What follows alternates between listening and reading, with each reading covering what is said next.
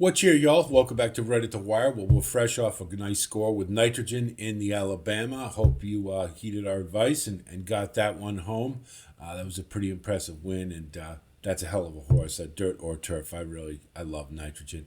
Didn't do so well in the King's Plate. I don't know what happened with Ashley's Archer. He was wide throughout and just didn't look comfortable and faded to the back and was eased up it was too bad because I really thought that horse had a chance, but it was an upset, and I did have a feeling a horse might go wire to wire, given the sameness of the field, and it was going to be a whoever got the trip, and men said he did. So congratulations to those connections. But we move on to the Spa. It's Travers Week, and we're going to continue on with our daily stakes plays.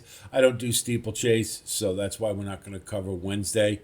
I just don't know enough about it to give an offer a decent opinion. So we'll talk about the Albany Stakes. It's ungraded at 200,000. The ninth race on Thursday's card, run a mile and an eighth for 3-year-old New York breds.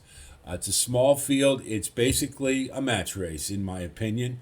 Train the Trainer and Iron Dome are clearly the two best horses in this race, in my opinion. We'll talk about the field. Sky Masterson's really the only one I think has no chance of factoring in this race.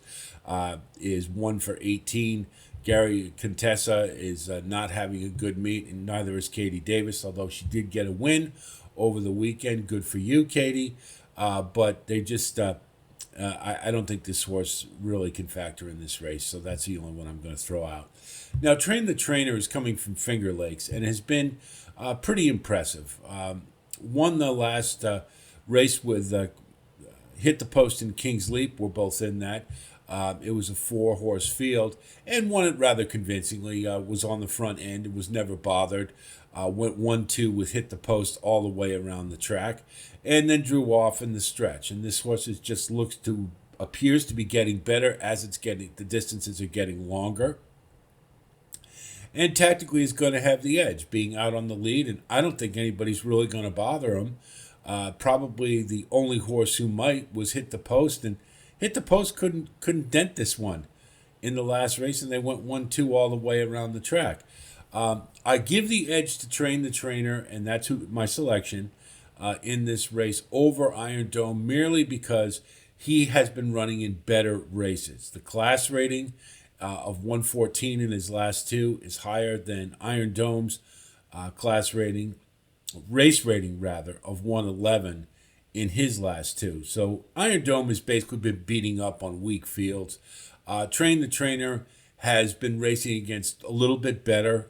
Hit the Post in particular, I don't think is a bad horse. He's just not as good as Train the Trainer. So that's why we're going to give him the edge, and I think he's going to get the trip, and I don't see anybody who's going to bother him on the front end.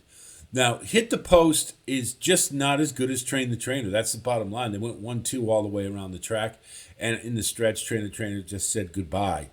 You're going to get probably shorter odds on Hit the Post than you will on others, so I'm just going to throw out because I don't think this horse can realistically win the race. If you want to put in the exotics, I don't blame you. I think it's certainly factor in the exacta or the trifecta, but I need value in this race, and so I'm not going to use. That's the only reason for it. King's Leap, kind of the same thing. I don't think this one is any threat to win.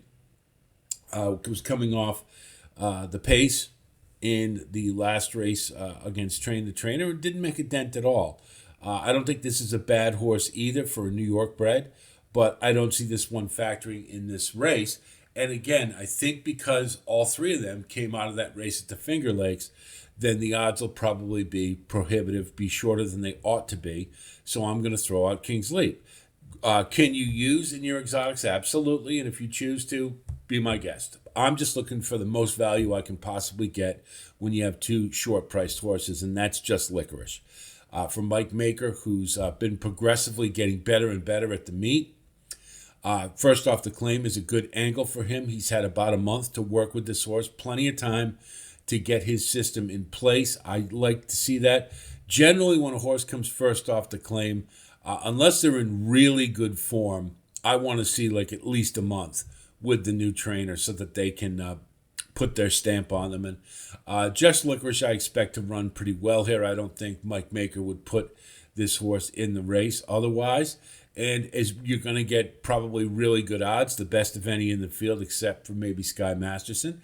And I think this horse has a good chance to get into the money when the others tire out, when they can't deal with Train the Trainer or Iron Dome. So for that reason, we're going to use Just Licorice.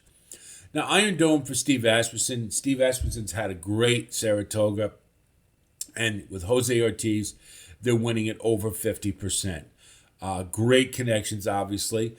I have no problem with Iron Dome whatsoever. The only issue is that he has been beating up on really soft fields. The last two fields, the race rating was 111, whereas Train the Trainer, they've been 114. That's the only difference I see between the two of them. It doesn't mean that Iron Dome can't raise his game. Perhaps he can. But I never like taking horses who have had it all their own way when they step up in class. Something to be reminiscent of is on the Derby Trail. You guys know a lot of times these maidens who win convincingly, I don't like to take next out stepping up into the stakes ranks because it's just such a big step up in class and they had things their own way. So it's a very similar type of scenario here. But Iron Dome is clearly a horse with quality, without a doubt. I'm just going to give the edge to Train the Trainer because he's going to be unmolested on the front end, and that's it. But I think Iron Dome certainly belongs, and I think it's probably going to be a match race down the stretch, and that'll make it a fun race to watch. Not a great betting race, but it'll be fun to watch nonetheless. So for a wagering strategy, I'm not going to bet anybody to win because the prices are going to be too short on Train the Trainer or Iron Dome, and I think they're the only two who can win this race. We will do a 5-4 straight exacta, and that's it. We'll just leave it there. If it hits, great. If not, fine. And then we'll do a saver exacta with 4-5, either Iron Dome or Train the Trainer with Just Licorice.